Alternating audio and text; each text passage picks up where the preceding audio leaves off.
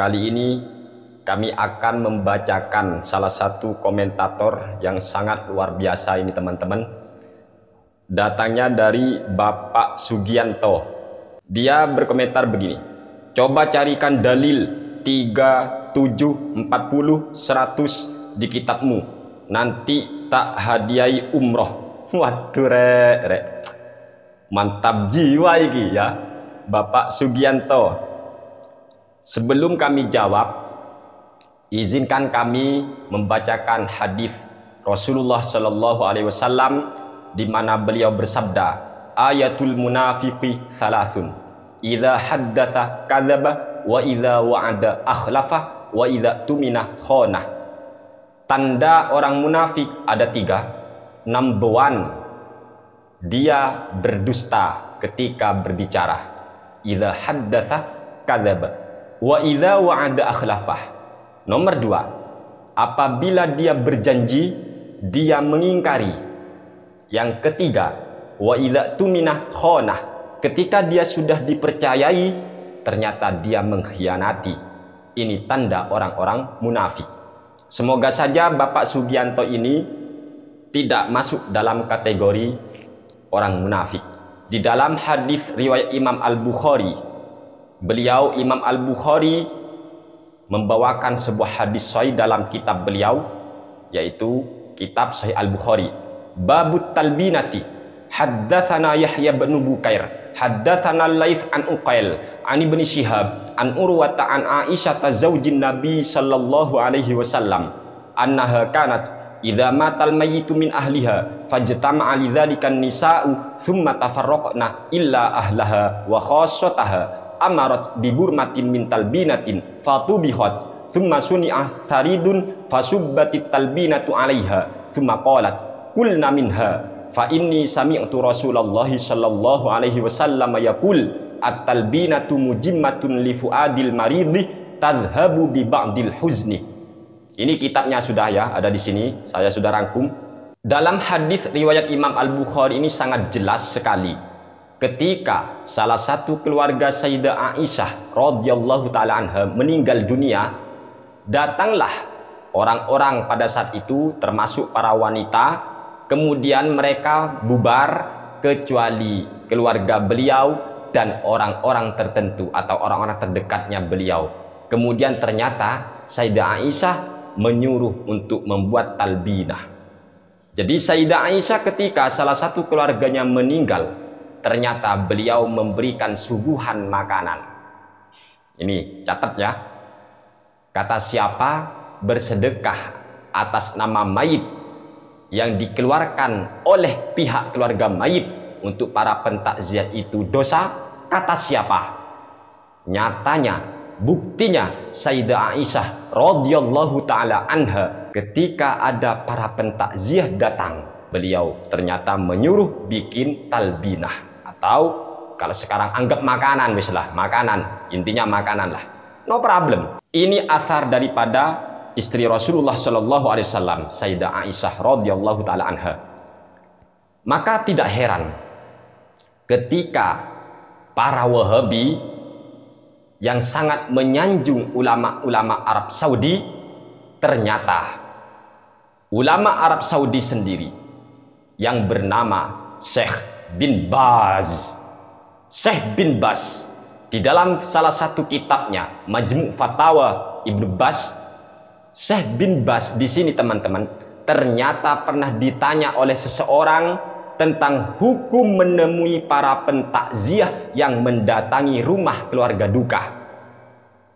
Setelah mendapat pertanyaan itu, akhirnya Syekh bin Baz menjawab, tidak ada masalah atau boleh bagi orang yang tertimpa musibah atas kematian kerabatnya atau kematian istrinya dan lain sebagainya, tidak masalah baginya menemui para pentakziah di rumahnya, karena hukum bertakziah adalah sunnah dan menemui pentakziah otomatis termasuk bagian dari salah satu amal yang bisa membantu atau menolong para pentakziah untuk melaksanakan kesunahan bertakziah. Dan yang paling heboh adalah Syekh bin Bas berkata, wa idza akramahum bil qahwati awisyayi awitibi fakullu dzalika hasanun. Ayo, suara Wahabi mana?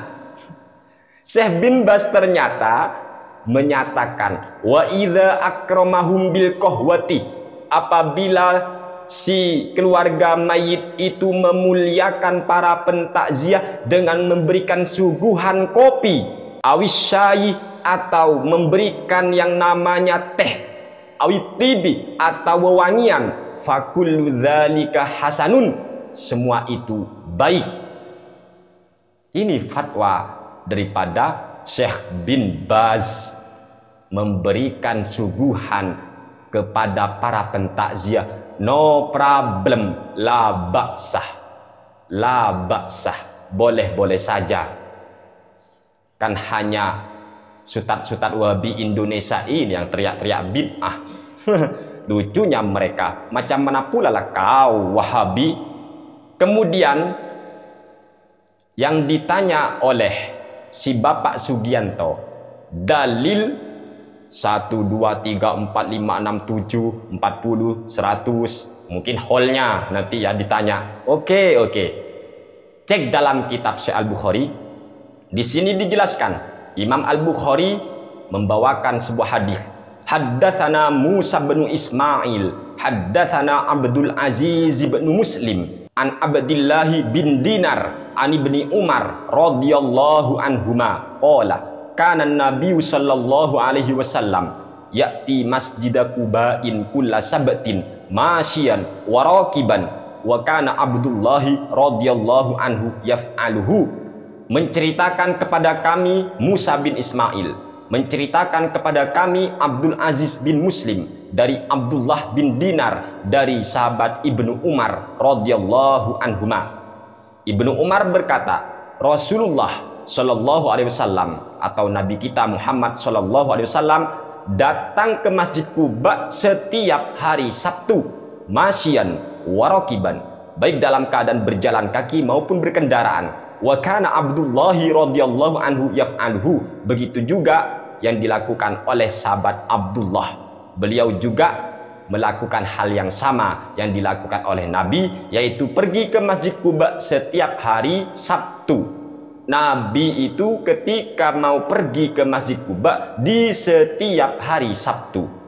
Mengomentari hadis ini, maka Al-Hafiz Imam Ibnu Hajar Al-Asqalani dalam kitab beliau yang bernama Fathul Bari Syarah Sahih Bukhari, tepat di juz keempat halaman 61 terbitan Darul Kutubil Ilmiah, beliau menjelaskan, wa fi hadzal hadithi ala ikhtilafi turuqihi dalalatun ala jawazi takhsisi ba'dil ayyami bi ba'dil a'mali salihati wal mudawamati ala dzalik. Dalam hadis ini, melalui jalurnya yang berbeda-beda, terdapat petunjuk tentang bolehnya mengkhususkan atau bolehnya menentukan sebagian hari untuk melakukan sebagian amal-amal solih dan mengkontinyukan amal soleh tersebut pada hari yang sudah ditentukan itu. Ini komentar daripada Al-Hafiz Imam Ibnu Hajar Al-Asqalani. Penentuan hari no problem, ya, penentuan hari no problem. Masalah tahlilan 1 hari, 2 hari, 3 hari, 7 hari, atau 40 harinya, 100 harinya, mazhabus salasah, 3 imam mazhab menyatakan sampainya pahala bacaan Al-Quran atau zikir kepada mayit, bahkan itu sudah difatwakan oleh ulama Wahabi sendiri, yaitu Ibnu Taimiyah dalam kitabnya Majmul Fatawa. Cek itu, sudah berkali-kali ini saya terangkan teman-teman ya, sudah berkali-kali. Tahlilan itu seperti itu, yaitu apa? Membaca ayat suci Al-Quran ataupun zikir, baca selawat kayak subhanallah, kayak tahlil kayak dan semacamnya. Kemudian pahala daripada zikir itu, pahala daripada baca ayat suci Al-Quran itu dihadiahkan kepada mayit, dan itu akan sampai menurut para ulama, bahkan menurut Ibnu Taimiyah sendiri. Sudah berkali-kali ini saya terangkan. Sekarang Pak Sugianto kan meminta penentuan hari, ya sudah tadi itu penentuan hari itu diperbolehkan berdasarkan hadis Nabi Muhammad SAW, yaitu riwayat Imam Al-Bukhari ketika Nabi itu pada waktu itu kan pergi ke Masjid Quba di setiap hari Sabtu. Dikomentari oleh Imam Ibnu Hajar Al-Asqalani bahwa dalam hadis ini terdapat sebuah dalil petunjuk tentang bolehnya menentukan waktu untuk melakukan amal ibadah, dan begitu juga tahlilan itu amal ibadah, teman-teman. Ihdaus sawab itu boleh dan sampai, itu menurut 3 mazhab, bahkan menurut ulama Wahabi sendiri. Bahkan kalau masih kurang detail, cek dalam kitab Nihayatuz Zen fi Irsyadil Mubtadi'in, karya daripada ulama Nusantara tercinta Indonesia. Siapakah beliau? Yaitu Syekh Nawawi Banten. Ini karya ulama Nusantara. Syekh Nawawi Banten ini dijuluki Syekhul Hijaz. Syekhul Hijaz, orang Indonesia, rek. Beliau dalam kitab Nihayatuz Zen-nya, ini terbitan Al-Hidayah, tepat di halaman 288. Wattasadduqu 'anil mayyiti biwajhin syar'iyyin matlubun wala yataqayyadu bi kaunihi fi sab'ati ayyamin aw aktsar aw aqalla wa taqyidun bi ba'dil ayyami minal awaidi faqat kama afta bidzalika Sayyid Ahmad Dahlan. Bersedekah atas nama mayit dengan jalur syar'i itu dianjurkan, dan waktunya sebenarnya tidak tertentu 7 hari bukan, tidak tertentu itu sebenarnya, atau lebih banyak entah 8, 9 au aqallah, atau lebih sedikit, atau cuma 1, 2, 3 sedekah atas nama mayit, no problem. Wa taqyidun bi ba'dil ayyami minal awaidi faqat, sedangkan menentukan sebagian hari itu hanya merupakan tradisi saja. Kama afta bidzalika Sayyidu Ahmad Dahlan, sebagaimana yang sudah difatwakan oleh Sayyid Ahmad Dahlan. Wa qad jarat adatun nasi bitasadduqi anil mayyiti fi thalithin min mautihi wa fi sabi'in wa fi tamamil 20 wa fil arba'in wa fil mi'ah wa ba'da dzalika yaf'alu kulla sanatin haulan fi yaumil mauti kama afadahu Syekhuna Yusuf As-Sumbulawaini. Sudah berlaku sebuah tradisi di kalangan masyarakat bersedekah atas nama mayit pada hari ketiga dari kematian si mayit, pada hari ke-7, pada hari ke-20, pada hari 40, pada hari ke-100-nya, dan setelah itu dilakukan haul setiap tahun. Ini dilakukan haul di setiap tahun fi yaumil maut. Piye? Jadi kan umroh? Hah? Ayo, saya sudah kadung siap iki. Ayo piye? Piye? Hah? Piye? Gak ingkar janji kan ya? Tapi saya gak maksa, Bapak Sugianto, saya gak maksa ya. Ini Nihayatuz Zen, ini Nihayatuz Zen. Saya gak maksa Anda untuk menepati janji, ya. Tapi ada pesan Nabi, tanda orang munafik salah satunya ketika berjanji ingkar janji. Tapi itu mungkin ya maklum ya bagi Wahabi. Allahu a'lam. Dan kami tidak terlalu memaksa Anda untuk menepati janjinya. Enggak. Kami gak maksa. Karena bagi kami, selain Anda itu wajib menepati janji, ada kewajiban yang lain yang harus Anda penuhi. Apakah itu? Mencari kebenaran itu sendiri. Mencari kebenaran itu sendiri. Jangan cuma mau mendengarkan sutat-sutat Wahabi yang minim ilmu, dan secuil sekali ilmunya mereka itu para Wahabi. Ilmu secuil itu yang seringkali membuat mereka mengatakan, "Oh sesat, oh bid'ah, oh khurafat." Apalah, semua serba haram, semua serba neraka bagi mereka. Kenapa? Karena minim ilmu, sehingga mereka tidak paham perbedaan pendapat di antara ulama, atau mereka sudah paham tetapi mereka sudah sok merasa paling benar karena mereka merasa panitia surga neraka. Allahu a'lam. Wassalamualaikum warahmatullahi wabarakatuh.